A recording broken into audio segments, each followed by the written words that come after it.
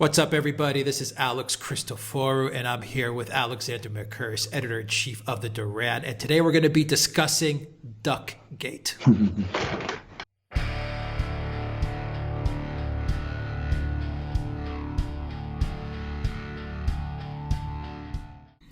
Alexander, Duckgate, and it has to do with the Skripals, with the Skripal case, the Salisbury poisoning case. And let me set it up, and you can knock it out of the park here. So the New York Times wrote a puff piece, for Gina Haspel, the CIA Director. Bloody Gina, I think, is her nickname. And they're, saying how marvelous she is and how she has the ear of Trump and she knows how to speak to Trump and how to get him to do things, etc., etc. Now, I'm going to read you a part from the New York Times piece, a segment. Bear with me. It's a couple of paragraphs. I'm going to actually do a lot of reading on this video. So I'll read you the segment that matters, because this segment is breaking news, breaking effing huge news, and it's connected to the Skripal case. So here's the segment from the New York Times, Alexander, and then you can take it over. During the discussion, Ms. Haspel, then Deputy CIA Director, turned toward Mr. Trump. She outlined possible responses in a quiet but firm voice, then leaned forward and told the president that the strong option was to expel 60 diplomats. To persuade Mr. Trump, according to people briefed on the conversation, officials including Ms. Haspel also tried to show him that Mr. Skripal and his daughter were not the only victims of Russia's attack. Ms. Haspel showed pictures the British government had supplied her of young children hospitalized after being sickened by the Novichok nerve agent that poisoned the Skripals. She then showed a photograph of ducks that British officials said were inadvertently killed by the sloppy work of the Russian operatives. Alexander. Well, this is an extraordinary revelation. First of all, can I say that we have it from the New York Times. The New York Times says that they had it from people who were at the meeting between Haspel and Trump and who were also briefed during that meeting. And so we must accept this story as true. There've been no denials of it. It's been floating around for several days. And there's been no contradictions either from the CIA or from the White House. So we must accept this story as true. The other thing I've got to say is that this is astonishing news, because the British authorities have now confirmed what many people in Britain assumed to be the case, that there are no poisoned children in Salisbury. No children were ever taken to hospital in Salisbury, and no ducks were poisoned. Now, I'm going to say something. This is very, very bizarre. Now, we know the origins of this story, and we have to go to certain news reports. But the place where it's been covered most thoroughly is in a blog done by a resident of Salisbury called Rob Slane, which is called the Blog Meyer, which for anybody who wants to understand the Skripal affair is essential reading. And it's also been touched on by Craig Murray. But essentially, in his blog, what happened was this. Over the course of the day, when the Skripals became ill, they left their house, supposedly after being poisoned. They went to a park. They gave some bread to three children, and some of that bread was also given to some ducks. They then went on to Zizi's, this restaurant, and then after they went to Zizi's, sometime later, they were found on a bench, seriously ill, and taken to hospital, and they were subsequently diagnosed as having been poisoned by Novichok. Now, the boys were also checked, but were found to be clear, and there are no reports of any dead ducks. And no one in Salisbury, apparently, has come forward to say that they've ever seen any dead ducks. And the British authorities have, since that New York Times story appeared, also been denying that such a thing ever happened, that there were poisoned children and dead ducks.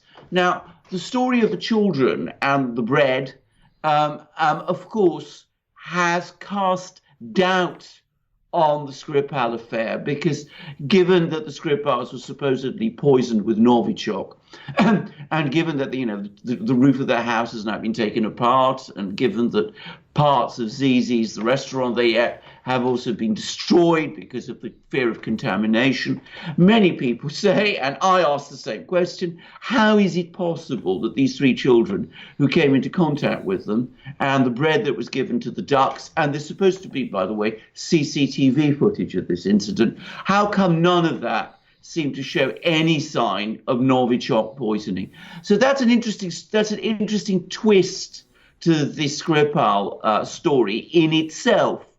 But I find this business with Haspel showing photos of things that didn't happen to Donald Trump really extraordinary. And I wonder what actually took place. Did the British government really provide these photos to the CIA? Or did the CIA fabricate these photos? Who's lying, in other words? Who's lying, exactly. I mean, someone must be. Because, as I said, the British authorities categorically denied this ever happened. So it's really extraordinary, and it begs so many questions, and it shows that the President of the United States is being fed false information by the CIA in order to get him to change his mind and to reverse a course of action upon which he had decided, which in this case apparently was to resist big expulsions of Russian diplomats. And now, just before I read from the blog, Meyer, the excerpt that you highlighted, get into a little bit for our viewers what happened with the expulsion of those diplomats. Yes. Get into a little bit of the history and why this is important, because the Skripal affair led to serious consequences for the U.S., for the EU, and for Russia.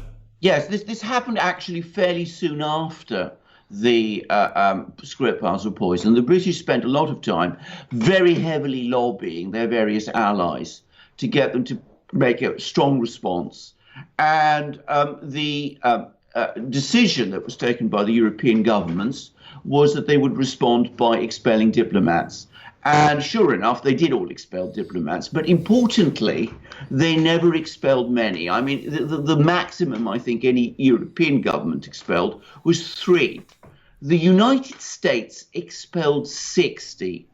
Donald Trump was very opposed to the idea of expelling lots of diplomats. He apparently said, this is all a spy game. I'm not going to go out on a limb and expel more diplomats than the Europeans, than a few.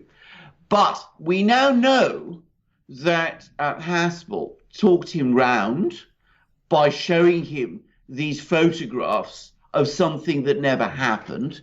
Donald Trump is an impulsive and emotional man. He reacted by green-lighting this expulsion. So 60 Russian diplomats were expelled instead of 3 or 4. Trump then discovered that the Europeans had only, each of them had only expelled 3 or 4 diplomats, and he exploded with anger. He was apparently furious that he'd been tricked about all of this. It's not clear whether he realized that the photos he'd shown him, he was shown, were of something that never happened, but he was angry with that expulsion. And I'm going to, by the way, here express my view, which is that expulsion of 60 Russian diplomats, which the CIA manipulated Trump to carry out, was not connected to the Skripal affair. It was in response to a much bigger expulsion of Russian diplomats, of US diplomats, which ran, I think, into something like 500. I may be getting that figure wrong, but it was huge over the course of the summer in response to an earlier expulsion of diplomats by Barack Obama in relation to the Russiagate affair. I think the CIA was fuming about that huge expulsion because it broke their intelligence operation in Moscow. And so this was their way of retaliating. And they showed all these photos to Trump in order to get him to do it. That's my theory. But as I said, the facts are Trump didn't want to do it. The Europeans did it on a very small scale, and Trump was tricked into doing it by having these photos of something that never happened shown to him, and then exploded with anger when he discovered that, in fact, he'd been tricked into making far more expulsions than the Europeans had been prepared to do, and that the United States had gone out on a limb on something which he didn't consider very important. Manipulated, tricked, and they played on his emotions. They know that he's emotional. They know that he's impulsive, and they played on that. That's what spies are good at doing. And Gina Haspel and I think the UK knew what they were doing. Maybe they were working together, but they definitely manipulated the situation and they tricked Trump. So here is a blog Meyer quote, and it references what you said in the beginning of the segment, and then you can comment afterwards. If you're late joining the party and don't understand what is so extraordinary about this, let me spell it out plainly and unambiguously. Firstly, there were no dead ducks as a result of poisoning. None, zilch, nada. Secondly, there were no children sickened by nerve agent. None, zilch, nada. Yet even though there were no dead ducks and no sick children, Mr. Trump was apparently persuaded by the head of the CIA to expel 60 diplomats after being shown pictures of dead ducks and 6 children. In addition to the extraordinary nature of this revelation, there is also a huge irony here. Along with many others, I have long felt that the duck feed is one of the many Achilles heels of the whole story we've been presented with about what happened in Salisbury on 4th March 2018. And the reason for this is precisely because if it were true, there would indeed have been dead ducks and sick children. According to the official story, Mr. Skripal and his daughter became contaminated with Novichok by touching the handle of his front door at some point between 13 o'clock and 13:30 that afternoon. A few minutes later, 13:45, they were filmed on CCTV camera feeding ducks and handing bread to 3 local boys, one of whom ate a piece. After this, they went to Zizi's, where they apparently so contaminated the table they sat at that it had to be incinerated. Alexander, this is exactly what you referenced in the beginning of the segment. It's an extraordinary thing. And by the way, as I said, the blog Meyer really needs to be congratulated for getting on top of this story, and he's explained it there very, very, very clearly. I mean, how could these people who were so incredibly badly poisoned, and were supposedly in spite of that, walking around Salisbury or driving around Salisbury and having meals in a restaurant, how could they at the same time be feeding ducks and local boys without contaminating them? Now, that is a major problem with the official theory, which is, of course, full of problems. But, we will focus on this one in this program. And I think I'm right in saying that if you go further through that piece of his, he also reports the latest statement from the British authorities as an update at the very end, in which they confirm that there were, in fact, no hospitalized children. Now, the blog Meyer, the person who you're correct. You want me to quote it? Yeah, absolutely. Please do. Okay. There were no other casualties other than those previously stated. No wildlife were impacted by the incident, and no children were exposed to or became ill as a result of either incident. So that's the British authorities. That is the official response of the British authorities to this New York Times story. Now, as I said, what this story has done, and I think I'll call him Rob Slane because, that's who the blog Meyer actually is. What I think Rob Slane has done is, because he has all the facts at his fingertips, he immediately understood the relevance of this piece in the New York Times. And of course, what that piece in the New York Times has actually done is it's done two things. First, it's shown how the CIA manipulates Donald Trump and how Donald Trump was fed false information. But by doing so, it has highlighted one of the major weaknesses in the whole Skripal official theory of that incident about how the Skripals were poisoned. And I mean, Rob Slane has put his finger on it, and all credit to him. And we should all now be asking multiple questions about all of this, because what is going on here? Did the British government play a role in all of this? I think there is a reason why they might have done, which is that I recall that at about that time, Theresa May, who was the British Prime Minister, was speaking to Donald Trump on the telephone, presumably lobbying him to take a strong line against Russia on this affair, and presumably, encouraging him to expel these diplomats. I mean, it seems to me that Trump was put under double pressure by the CIA and by the British. And one has to ask the question, given that the CIA said they got these photos from the British, did the British fake them? Because someone did. Yeah, where are these photos? Who faked them? Either the British faked them, or the CIA faked them, or they faked them in coordination, in collusion with each other. Well, that wouldn't be far off to assume, would it? It wouldn't be far off to assume. And on the face of it, one of those theories, either the CIA faked them, or the British faked them, or they both did. I mean, one of those theories has to be true, because the British authorities themselves admit this incident didn't happen, which must mean that these photos are fakes. I mean, you've mentioned many times that there's not only a deep state in the United States, Alexander, you've mentioned there's a deep state in the UK as well. So it wouldn't be far off to assume that the deep state of both these countries are, in the Five Eyes in general, are in collusion and in coordination with each other, especially when it comes to false flags and stuff like that.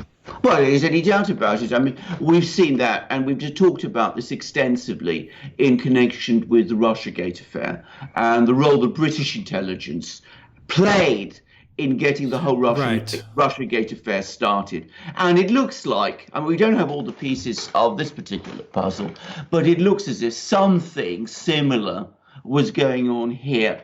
And someone slipped, because it seems that someone in Washington didn't understand exactly what was going on, blurted out what happened to the New York Times. And that's how people like Rob Slane and, dare I say it, the Duran and other people, Craig Murray, for example, we now know about all of this because, as I said, somebody made the mistake in putting together a puff piece around Gina Haspel and getting it published by the New York Times to insert this incident, and must bitterly regret having done so, because it seems to me they've exposed a piece of manipulation. And the president, Donald Trump, of course, reads the New York Times. We know he does because he rails against it continuously. So it's quite likely that that he knows about this now, and he knows that he was cheated and lied to by the CIA director. And of course, there's plenty of people out there in the media, at least in the alternative media, because here in Britain, needless to say, the mainstream media are not touching this story. But there are plenty of people in the alternative media who are now covering this. And so sooner or later, one presumes he will find out about it. Yeah, people need to share this video, share it far, share it wide, because whether the New York Times knows it or not, and I'm sure they don't know it, they have inadvertently exposed the Skripal hoax. I mean, they've exposed it. We have clear manipulation going on here. Like you said, what is this photo showing dead ducks and dead children when you had, and I believe the date was April 18th, the British authorities said there were no dead ducks, there were no dead children. The Skripals, and I quote from Rob Slane's article, the local boys one of whom ate a piece of bread, a piece of bread with Novichok on it. So I mean, there you go. The New York Times has done it. And on that point, Alexander, this is a pattern of manipulation that the deep state and the intelligence agencies are playing on Trump. It's not only Russiagate, like you rightly pointed out, but I want you to talk a little bit about the manipulation, for example, I believe with the Syria chemical weapons attacks. Kamshakur, I believe I'm saying that correctly, in Duma, where it was Ivanka Trump saw photos of dead children, 80 dead children, and right away Trump launched 59 missiles. Yes. I mean, this is what's been happening a lot. Khan Sheikhun is a very good example about this because, of course, up to that point, Donald Trump had been keen to disengage from Syria. And then he was manipulated again with these photos of dead children into launching a missile attack on Syria. And, of course, in that particular case, the actual location where the incident took place, because it was controlled by Al-Qaeda, which, by the way, still controls it. It's one of the areas of Syria where Al-Qaeda is still in charge, was inaccessible to investigators to see what actually happened. So we saw that piece of manipulation with that incident. How many other examples of manipulation have there been? How many other cases are there where Donald Trump and perhaps previous presidents have been fed by the deep state with deliberately concocted information to get them to do things which they might not otherwise have done? And I think, once again, if I was a US citizen, but, not just a US citizen, because what the US does has such a huge impact on the world, I mean, I would want to know the answers to this. I think we need a proper investigation of what is going on within the CIA, as well as what happened within the FBI and the rest of the intelligence community during the Russiagate affair. Because it is quite clear now, both in the Russiagate affair, both in the Skripal affair, also in many of these incidents in Syria, that we're not being told. And it turns out presidents are not being told the truth. Yeah, Trump is surrounded by a bunch of snakes. We need an investigation into what is rightly called Duckgate. Yes, exactly. We do. Well, we need a proper investigation of the Skripal incident. I mean, one of the problems with the Skripal incident is we're getting these dribs and drabs of information coming out.